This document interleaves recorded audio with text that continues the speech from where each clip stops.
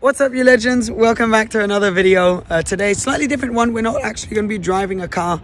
We are going to be looking at all of the details of what every single button on the interior does, on what all the little aerodynamic details around the outside of it does. If you want to have a geek out on Porsche 992s, as I often want to, that's what we're going to do. As the sun is going down in the background here in Monaco, Monte Carlo, we're going to look at this beautiful Porsche 992 Turbo S, which is brand spanking new, 19 kilometers on the clock. That's why we're not driving it. The car is for sale and is being sold as new, so I was able to briefly drive it over here, but that was it.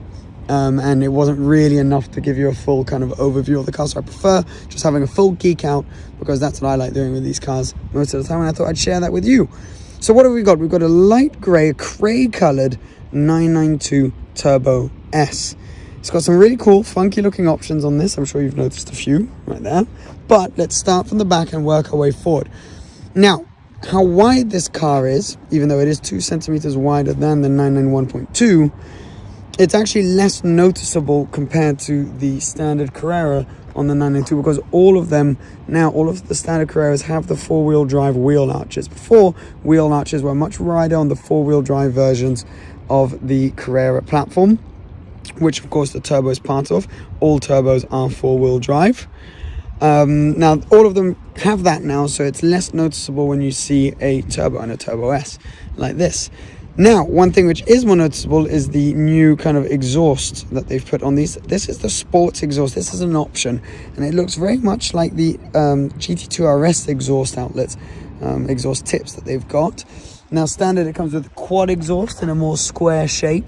These, I actually don't think look quite as good, but they make the car sound better, as we'll hear in a little bit. It's got a really nice spec round back here. We've got the sunroof, which gives this kind of like capsule feeling to the top of the car with the tinted rear glass. Makes just the top of the car separate from the rest of the body color and gives it that kind of low stance. If the roof was body colored, I'm not sure it'd have that quite as much. That's a really nice touch on the spec of this one. Currently, the wing is in its out position, so that can lie down right here. So it's an active rear wing that can, as I say, come and sit down on the back of the car there. Right now it's kind of like a double wing, as you can see, one integrated wing there and then the active wing right there, which changes depending on what you're braking, and you can have it in a few different modes. That is new as well. These slats on top of the grille, which really well hides really well the engine, because you literally cannot see anything. We'll open this in a little bit to show you, but you cannot see anything when you're in this thing, when you open this thing up. They've changed the direction, so now it's much more vertical. Before it was just these horizontal slats. Now they've switched to these vertical slats right there. Now then, what else do we have on this car? So we've got obviously the brand new rear running light right there. So this is, comes back, arcs back to some of the older Porsches, and looks really, really cool. I really like the way they've done that. The lights are also much more, it used to be an option called translucent lights, now much more black and white than they were before. All of this was kind of red, and obviously you only had that part of the rear light rather than this whole middle part before. I think that looks really cool the way they've done it. They've also added the Porsche logo in 3D. So before that was just text, which you'd have on the back of the car. There is now a 3D finish, which in this one is specced out in black and looks awesome. I really like what they've done with this. We've then got the rear diffuser, which is finished in black. The slightly plasticky looking and feeling stuff. Yeah, not the nicest material in the world, I'm not going to lie to you. You've got an aerodynamic little detail out here in the air outlet. Really cool to see all of these little details as you go around the car. They've done a great job with that. You've got your reversing camera as well, which is hidden right above your license plate here with your parking sensors and tow hook right there. You've then got another outlet here, which serves to, as we saw on the 488 Pista in a video like this recently, serves to get all the turbulent air out of the rear wheel arch, and also just looks kind of cool. We've then got, well, let's get onto it, these rims, kind of sport classic rims. These are an option. They look great, and now I'm not sure they would work with all the cars, but with this spec they are just fantastic. So yeah, really thumbs up for whoever spec this, because it is so cool. And I'm not sure if you had a blue or red or green finish on the car if it would work quite as well, but here it looks awesome.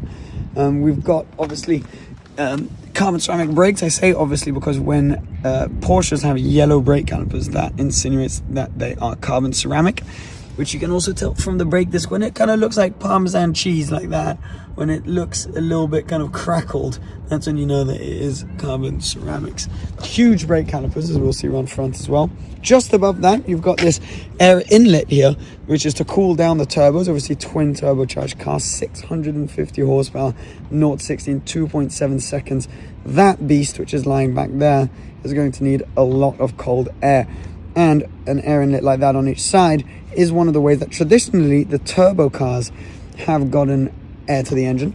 Now it's not exclusive to the turbo. So before, if you saw those air inlets, it meant you were either staring at a turbo or a GT2 RS. Now you can see those on a GT3 RS, for example, which means that it's not exclusive to turbo cars. There's also on some naturally aspirated ones. Looks cool. They've actually sized that down compared to the old generation. One of the reasons is because they've managed to improve the efficiency of the air that's going in that outlet through little details like, as stupid as it may sound, these door handles.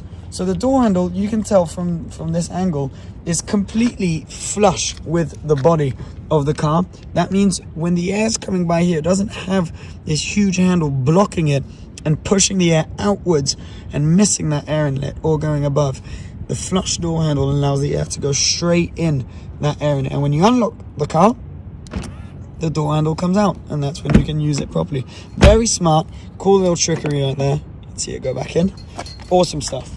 Now we've got side skirts that aren't really worth talking about, to be honest. Plasticky looking small side skirts. A few little cameras here also to help you when you're parking, 360 cameras.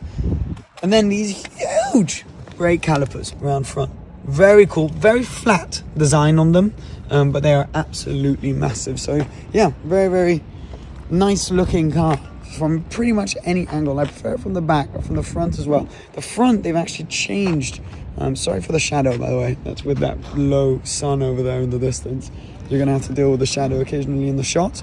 They've changed the front a little bit. They've made it a bit more square, and that's a theme we're going to see on the interior as well. So the front of the car is much more square than on the last generation, mainly from this boot line. You can see how that's kind of, yeah, almost much more perpendicular than it was before, whereas it was much more rounded. They've done that with a few things, you know, even just the little details around here, so you can see that it comes down bang bang pretty square there. So no, they've done a good job with the design. I feel I do prefer the back of the car.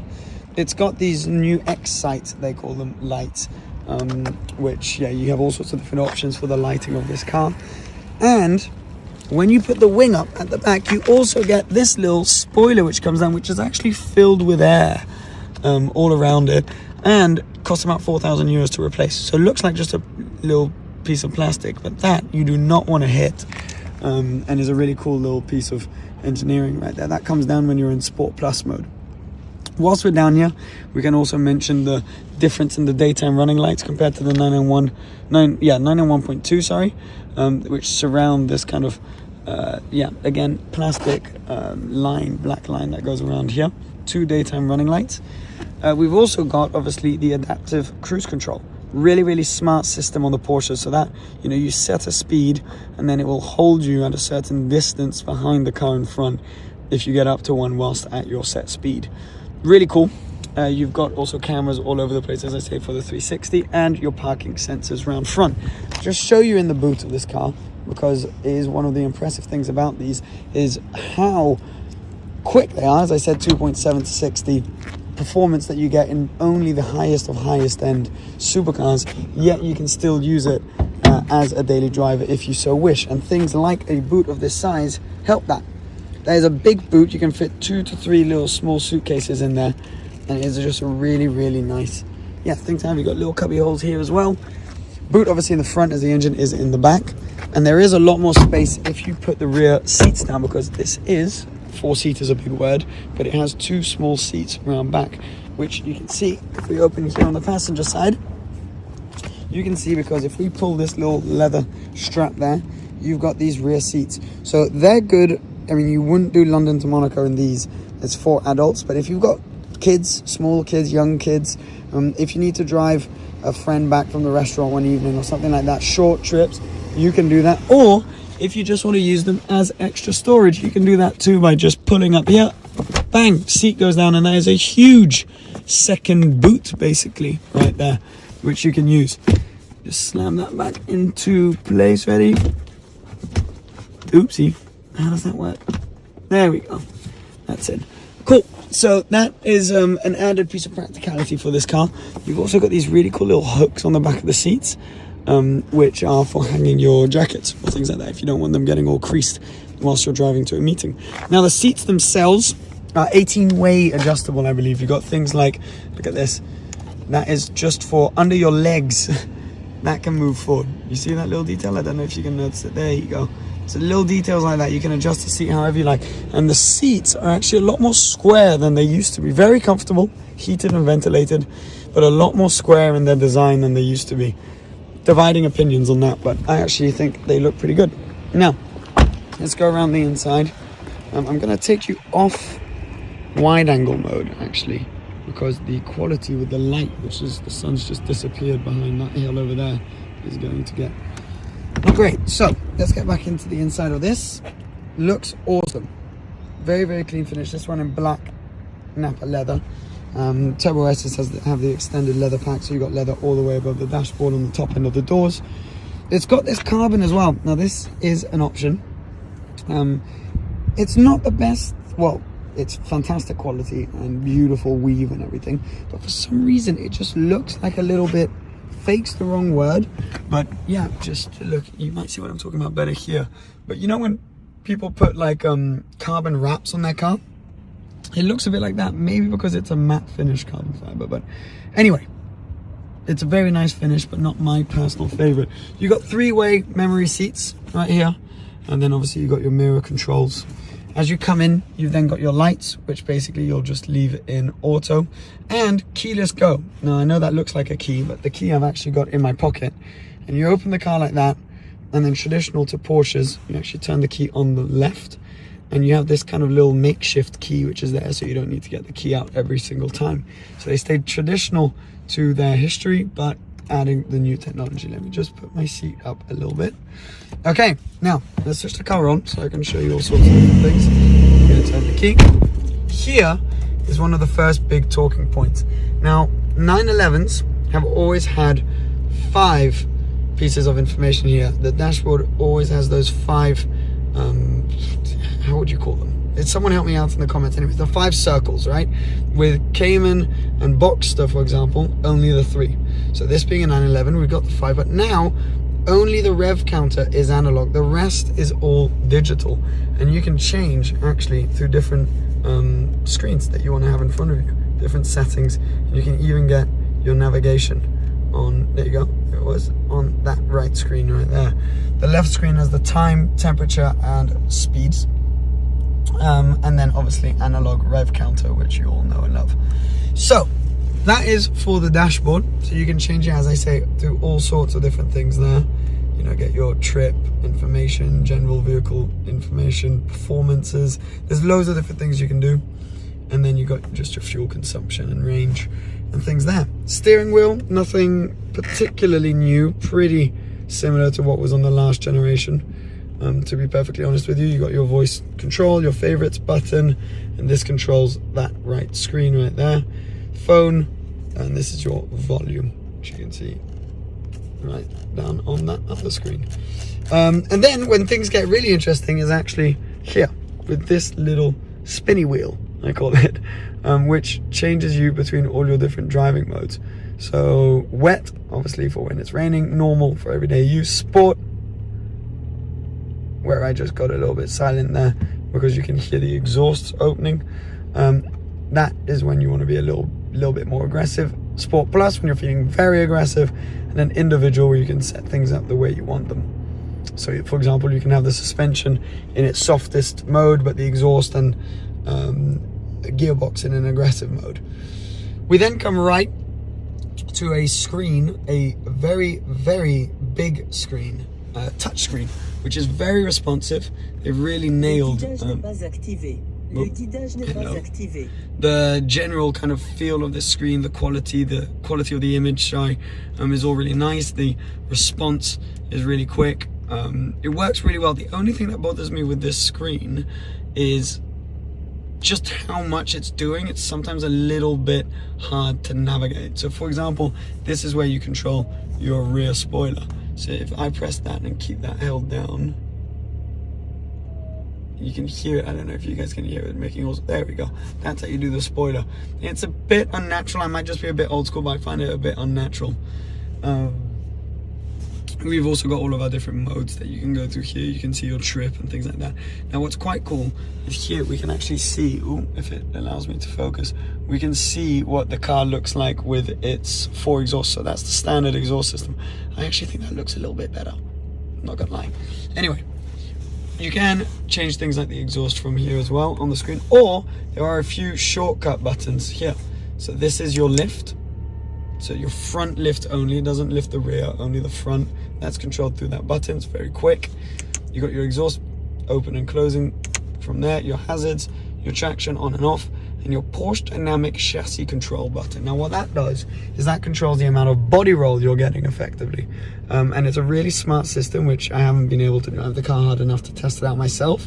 But the way it works is effectively, it just keeps the body flat. You know, it keeps the front end a bit more planted, allows you to push a little bit more on that front end and build your confidence in the car, and just keeps it more flat, allowing you to hold a bit more speed through the corners.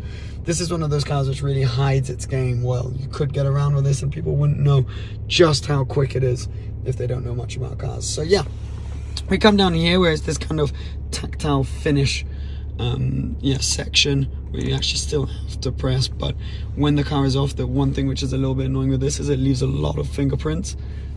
If you're OCD like me, that is a little bit frustrating. Most people probably won't notice that. And obviously pretty self-explanatory, all your temperatures and speeds, things like that. Yeah, nice finish, very quality feeling materials right there. I don't know if you can get that just from the noise. You then come down also to the gear shifter, gear knob, whatever you call this, which actually was quite a talking point because you don't have a manual mode anymore. You used to be able to just kind of slap it to the side there and have a way of changing gear from here up and down the gears, not just through these really nice, actually feeling very solid paddles. That was useful for people, you know, let's say if you were like mid-drift and your steering wheel's turned in whatever direction and you lose track of where the paddle you need is. I don't find myself in that situation too often, so it doesn't bother me too much. I use the paddles most of the time anyways, but I do understand why it could potentially be slightly frustrating. This is where you select obviously park, and then when you're in drive, if you want to select manual, you just press here and that allows you to use those flappy paddles.